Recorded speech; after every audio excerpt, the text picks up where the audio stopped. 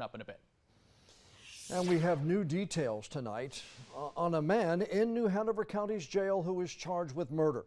Investigators now say Terry Hooper is not connected to the shooting of Daniel Webb Scholar last Friday.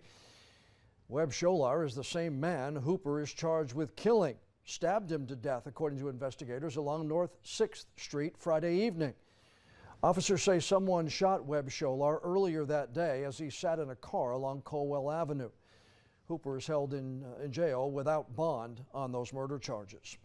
Some water customers could have to pay a few extra dollars on their monthly bills. Cape Fear Public Utility Authority's proposed budget includes an increase for water and sewer services by about 4.5%.